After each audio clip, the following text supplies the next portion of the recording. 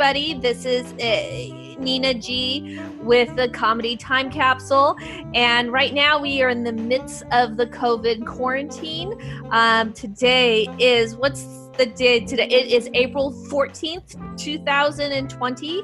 And this project is to interview stand-up comics during the quarantine to see what comedy was like before this and during this and then after this. And today my guest, my interviewee is Mona Lott. And Mona, I met you when I was doing a show very, very, very early on in my comedy career. It was at the Belly Room at the Los Angeles Improv. And it was like a circus or a freak show kind of It was kind of a variety show. I know they had Yeah. And my parents went with me because they drove me there. Which, by the way, I was 37 at the time, so it's not like they had to drive me there. I know I'm old. The Italian. No way. I didn't think you were that old now. I'm 46. Oh my God. I know. I thought you were like a 20-year-old kid when I met you. You did not seem 37. No, that's very nice of you. Yes. No, I'm because old. you came with your mom and dad. Maybe. Yeah, right. I know that's, oh God, this bitch is young. No. So that night, my parents really liked you. My mom said of the magicians, that's not comedy. That is bullshit. So she didn't like them. But you and my dad had this very cute interaction at the very end because you had people throw ping pong balls that were Velcroed at your tits and pussy. Was that right? Yeah, it's actually become my signature number. It's hit me with your best shot. And halfway through the song, I drop my coat and I'm wearing targets on my boobs, strategically placed on my hoo-ha and my butt. And people throw ping pong balls at me that have Velcro on them. Yes. Yeah. And so at the very end, my dad was going through the very small audience and that we had, because it was just chairs kind of lined up, and he was picking up the ping pong balls and collecting them for you. And you turned to me and said, "Oh, your dad couldn't wait to get his hands on my balls." And I was like, "Oh, this is wonderful." Yeah, Dad was a lot of fun though. He played with it. He rolled with it. He probably couldn't hear you, so that was probably part of it. No, I remember too that weren't we? For some reason, we couldn't get into the room or something, and we were standing out front together for the longest time. Yes, we were. That's right. We're like, "Hello, we're in the show. Let us in." Yeah, it was weird, and it was in this smaller room. Yeah, it was interesting. It was my first show in LA, and I'm not very impressed with LA anyway, but that's a whole other thing. Can you tell us a little bit about yourself and about what you do and things like that? Well, I've actually been performing for over 40 years, and I started out acting in musicals and dinner theater, and that's something I still do and love to do. But I got into the comedy when I was living in Las Vegas, and I was working as a gondolier at the Venetian Hotel, and we got laid off every January for like 6 weeks. Well, during one of the layoffs, I saw an audition notice for a stand-up comic. And they didn't want like a commercial stand-up comic. They wanted characters, like Judy Tenuta, Pee Wee Herman. So I thought, well, hell, why don't I create this character? I had a book I'd bought in LA called How to Be a Stand-Up Comic. So I read the book. I wrote a 5-minute set. I went in and auditioned as Mona Lott, and I ended up headlining the show for 2 years. And I was like, oh, I guess I'm a stand-up comic now. And what year was that? That would have been like the 90s? Oh, God, no, it was 2009 maybe, 2010. Okay. Yeah. Okay. Okay, very cool. I moved to Vegas in 2006. Mm-hmm. And I know it was after the big the recession in 2008. Okay. So it had to have been around 2009, 2010, yeah. All right, interesting. And so and if you could say a little bit more about your act, because to me, there's some people who do drag, and you do drag, but you just don't do drag. It's more like you're a stand-up comic in drag. Does that classify you? What do you think? You pretty much got it on the nose. I mean, Mona is her own character, but she is very much me too. So I mean, she's probably 80% me, and then 30% drag. Oh wait, that doesn't work. I did that. I did that on purpose. She's 20% drag, probably 50% the character, and it just allows me to make jokes that I couldn't make otherwise. Say more about that. What's that mean? Well, for one, like I call everybody bitch, and if I were to come out as me like this and try to call some woman in my audience bitch, whatever, they would not like that very much. But as Mona, I can call them all a bitch and they think it's hysterical. And of course, I quantify it by saying, in my circle, bitch means being in total control of herself. So, I tell people that, but I do even in my bingo shows and everything. I call everybody a bitch. I call everybody bitch. They all, that's who they are.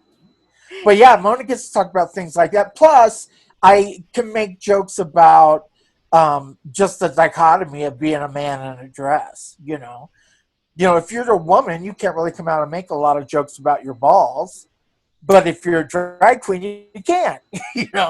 Right. So it gives you that flexibility to kind of, it's like in the old shows, they would have like the man on this side and the woman on this side. You could totally do that, but with your jokes. Right. Yeah, sort of. Yeah. Yes, sort of. Yeah. Interesting. Okay. What would you like to plug at this point? And do you have a Venmo? You can plug your Venmo. I do have a Venmo. Got to make me think what it is. It's at Todd TODD Simmons SIMMONDS -1. And the only thing I have to plug right now is get me back to work, because I had 3 weekly bookings and a monthly booking, and then I was getting an occasional, different occasional shows too, before all this went down. And when the virus came down, I lost every one of my bookings, and no income at all now coming in because everything closed. Yeah. And that's what we're going to get to, and also where it's going to go. So I will bring that back. And so you said a little bit, but what's a typical week look like? So you have 3 shows. What's that? Bars, clubs? What is it? Bars, clubs, restaurants. I was doing a trivia show one night a week, and then I was doing my bingo show, which actually I've been doing the bingo show for about 10 years, and we just did a total revamp on the bingo show, changed the theme, rewrote it, and so we've been doing that every week as well. And then what was the other show I was doing? Now I can't even, my brain just went kaboo. But I was doing comedy gigs too. I get stand-up shows, stand-up gigs and things like that. So okay. And you're in Denver now? Yes, I'm in Denver. Yeah. Okay. And how's the scene there compared to Las Vegas? You know what? When we came back to Denver, I just assumed my career was over. I thought, there's not any work in Denver. And the truth of the matter is, since I've been in Denver, I've made more money than I ever made in Las Vegas. There are plenty of comedy opportunities. And then part of what I discovered was just producing my own show. And I put these one-woman shows together, the bingo and the trivia, and I have a game show and that kind of thing. And those I get booked, and I actually make a hell of a lot more money than I ever did in Vegas. That's so interesting to me. Okay, good. So now, before COVID, what was your process in coming up with new material, or is a lot of your stuff also crowd work? What's that look like? When I met you, I really wasn't doing crowd work. I just hadn't really discovered myself in that yet. But doing the one person shows like my bingo show and everything, it's totally interactive. And I'm talking to members in the audience the whole time. And so I've really learned to do the crowd work. And now that's probably 90% of my act. And I think it's really helped me advance as a comic. Mm-hmm. And the thing is, you say stuff on the cuff that comes to me at that moment, and then I'll remember it because it's like that's going in the act. That was funny, you know. And so you write on stage then? Yeah, a lot of it comes from just what I say on stage, and you know, just comes to me in the spur of the moment. Interesting. Okay, and that being a difference now that I really want to talk about. So we'll come back to that. What's your favorite part about doing comedy, and what is your least favorite part? You know, I would probably answer that question with the same answer. My favorite and my least favorite are the people. And I'll say that because I have some awesome fans. I have some lovely people who come back to see me week after week after week. And they follow me on Facebook, and they're just really wonderful, wonderful people.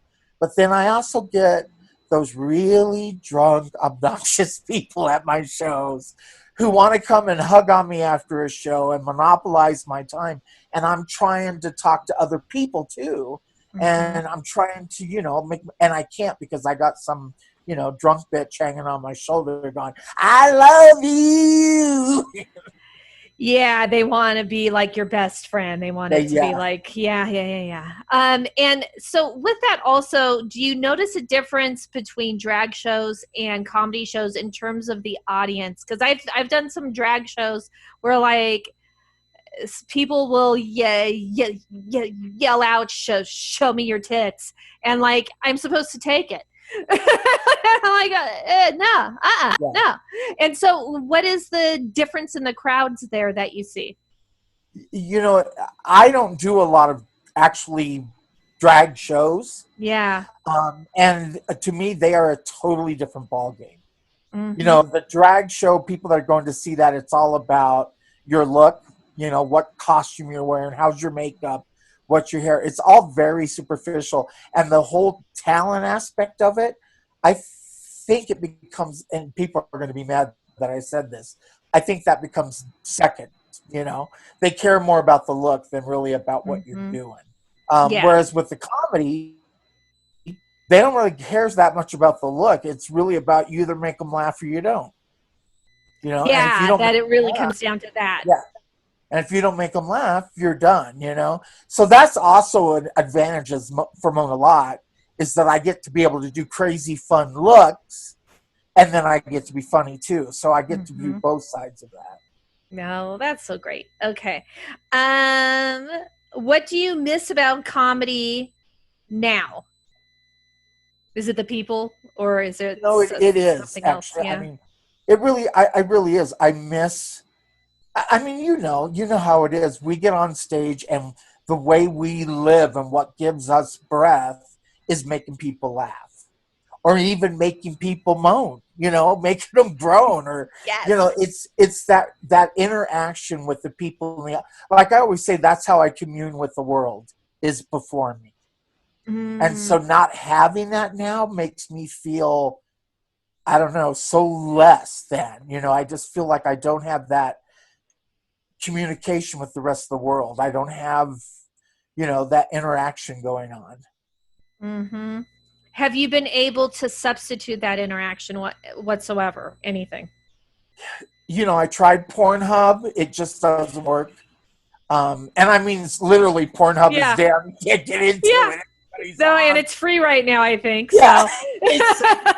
You can't even log on to it. But yeah, not really. I mean, I think it's interesting because, like, I went back to school right before all this started. And what are you doing? What are you taking? Back for video and audio production. I'm going to a media school. And so we're taking classes online right now.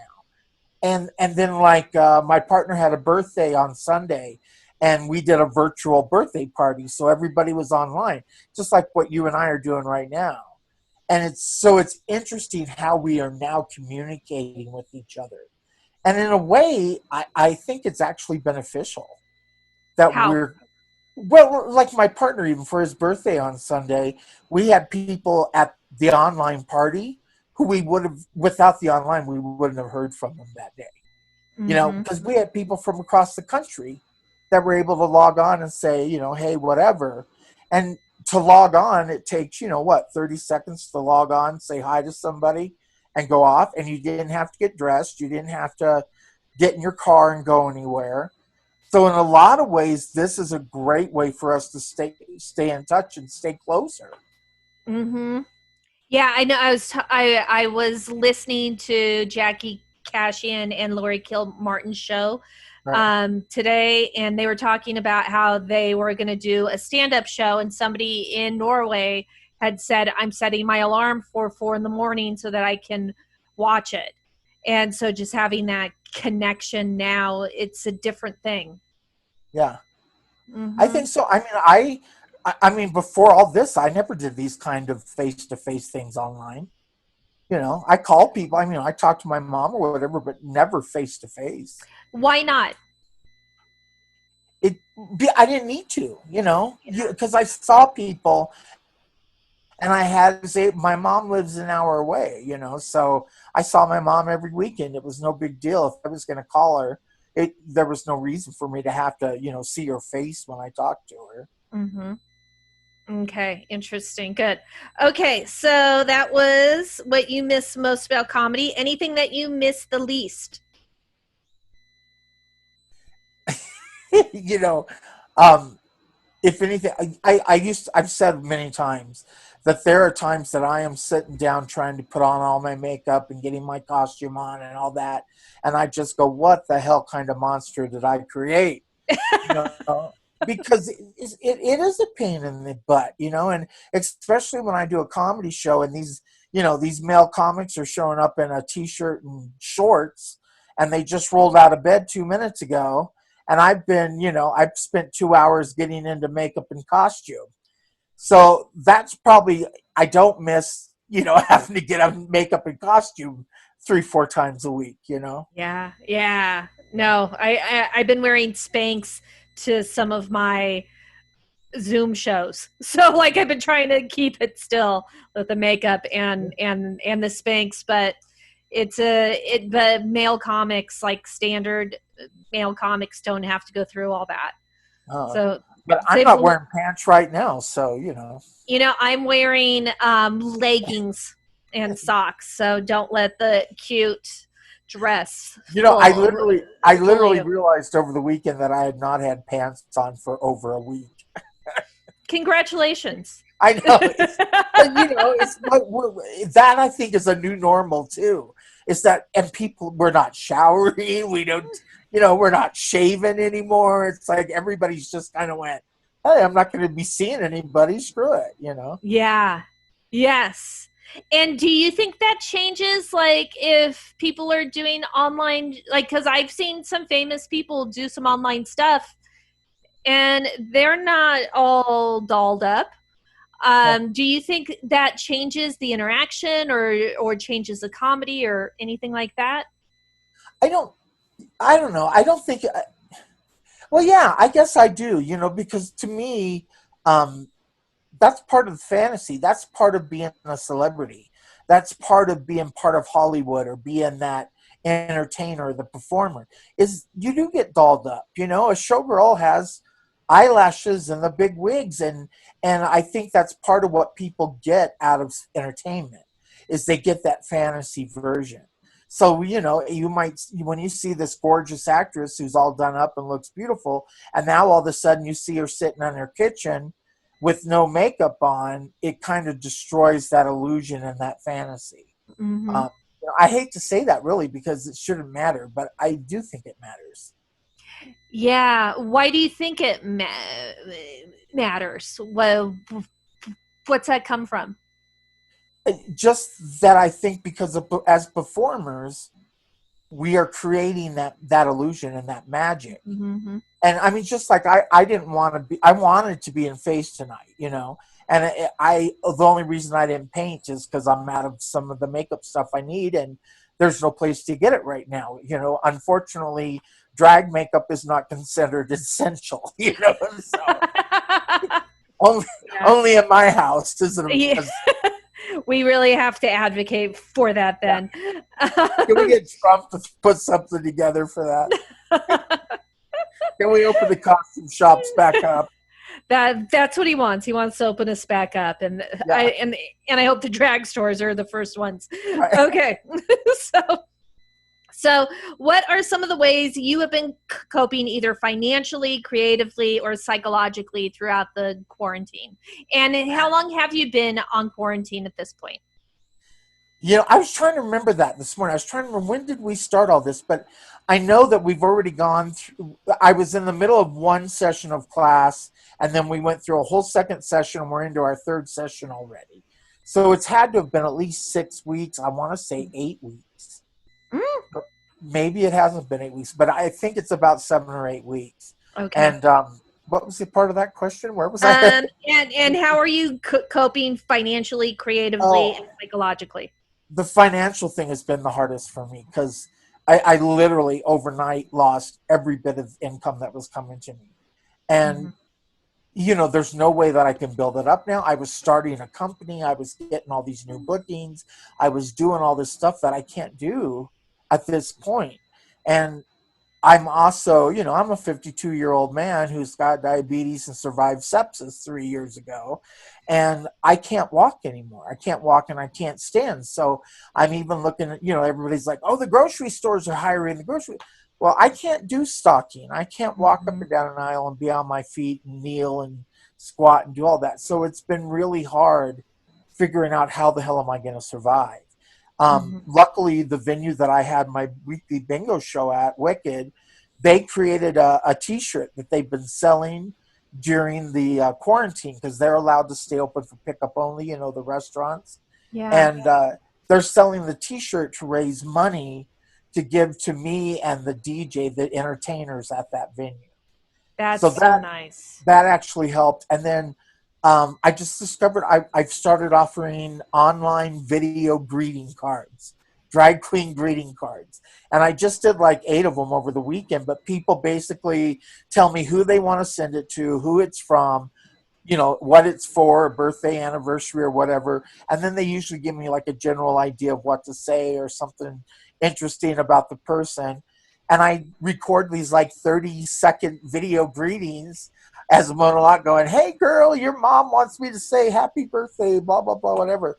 And that's brought in some money, because, I charge $10 each for those. And people really enjoy them. And I'm like, thank God, because right now that's about the only thing I can do, And if people wanted one of those, where could they go for that? Oh, well, you could go to my Facebook page and look for Mona Lott. Go to my Facebook page. I also have Twitter and Instagram.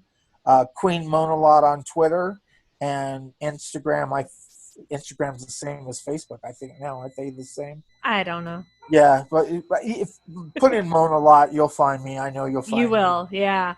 And how are you coping creatively? Are you creating anything new, or are you focused on your class and that's your creativity? That's the weirdest thing. Everybody's talking about how they have too much time on their hands now.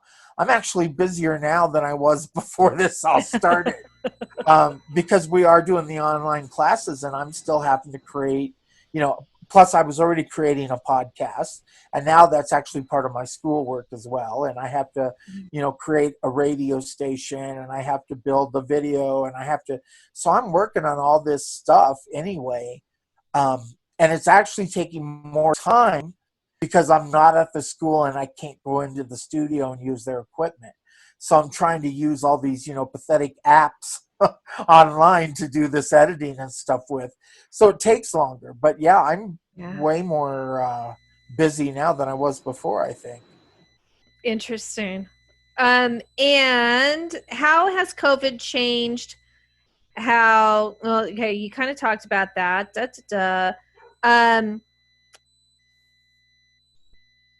You covered so much of this, so I'm just going to skip all that. I'm pretty How good do you, both. yeah, no, that's great. How do you think all of this is going to change the landscape of comedy, i- if it even does? We were just talking about that over the weekend because I think that so much has been changed. And it's going to be interesting to see just how much we go back to the old ways of doing things. Even like my online classes, like I said, we're doing it online now, but it's going so well that our instructor was saying, maybe after this is over, maybe they'll continue to do online. Hmm. Because you think about it, it's a lot cheaper than having a building that has classes and desks, and you have to have the facilities and everything for the students to have them just train online. You only need one room and a camera, and a computer. Yeah. So I think it's the same thing with comedy, and I've been debating with myself over the weekend. So I'm like, are we going to continue doing stuff online? Because a lot of us are doing it now. We've created podcasts and we're doing really creative shows and things that are online. But I think there's still that craving as a human being for that face to face interaction. It's like online, like I was saying, I can't do my stand up or do my shows online. I tried to figure out how to do it, but I am so dependent on that interaction with my audience member that if there aren't people there that I can react with back and forth, I can't really do my stuff. So I think people are still going to have that desire to go out and be in a room full of people. You know as well as I do that if there's a huge room of people, it's a lot easier for them to laugh than if there's 10 people. They're not going to laugh. And It's also, if it's dark, if it's light, all those things Yeah, come into play. yeah, and laughter Hmm. is contagious. So I think I think there's still going to be, we're going to go back to live performances. I'm pretty sure. Hmm. But I do think that it's opened up a lot of artists now to do things that they probably would have never done otherwise. Creating podcasts and shows and stuff like that. Do you think that humor, what people find funny or what they find offensive, is going to change? Because recently, you're pretty close to my age. We were almost in high school at the same time, where people were, like, we have seen people get more and more offended by things. And I was thinking, like, is that going to change, or is humor going to change in some way, or are we going to go into a darker place with what we think is funny? Or will people, it'll be like in Brain Candy, where everybody takes a pill and they just want happiness, Whoa, what do you think it'll be? Well, I've actually been talking a lot about this in the last couple of weeks. This whole cancel culture of, and I see it especially in the drag community. One drag queen will say the wrong word or call some transgender person by the wrong pronoun or something one time, and everyone attacks. And they totally tear that person down. They want to they want them to not have a job, not have a life, not. And it's so ridiculous. I'm like, why are we so touchy? Why are people getting so upset over, we all screw up and we all say things and do things, and but I don't think it should destroy every part of your life. um and I think that happened to Roseanne. I think she said something that was stupid and it was maybe offensive and everything, but I don't think they needed to take away her life work because of that. Mm-hmm. And I think that this virus has done for us, it has made us more aware of what really matters. And I think people are starting to understand that it's you can't judge a person on one mistake. They're starting to realize, yeah, we all screw up, people make mistakes, and yes, you maybe should have to apologize for it, maybe you should get suspended for it or whatever, but it shouldn't be a cancel situation, which I've never, why you totally cancel a person out because they said one word wrong. I called uh, somebody she when he's a he now, or and I think that I really do think people are beginning to be a little kinder with each other right now. mm-hmm. you know? Yeah, well, and when we've all been canceled on, like the whole country has been canceled, so Yeah, that's true. it's very ironic. I'll take it away your career and everything for you. Yeah, Yeah.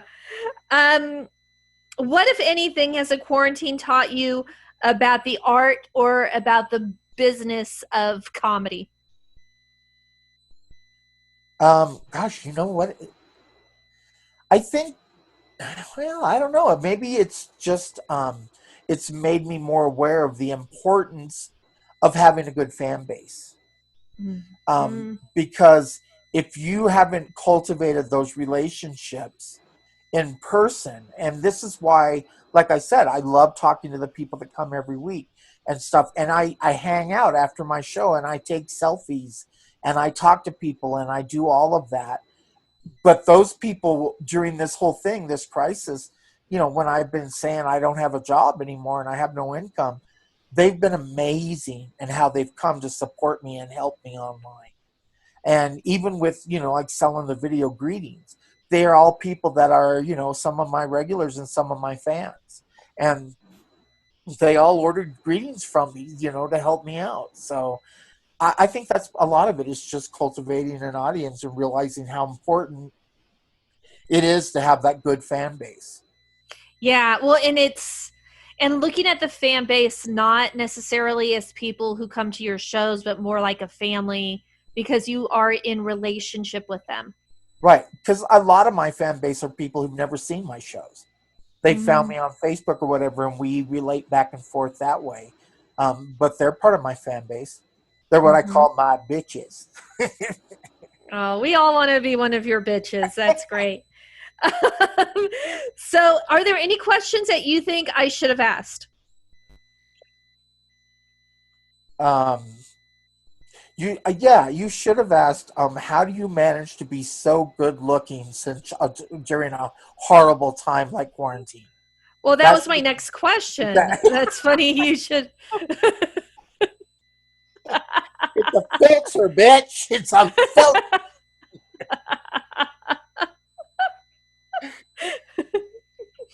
Besides People, that, anything else? yeah.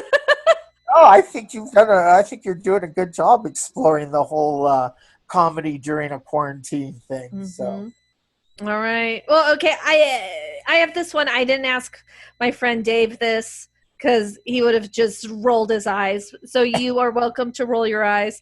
But what do you think people will say about this period?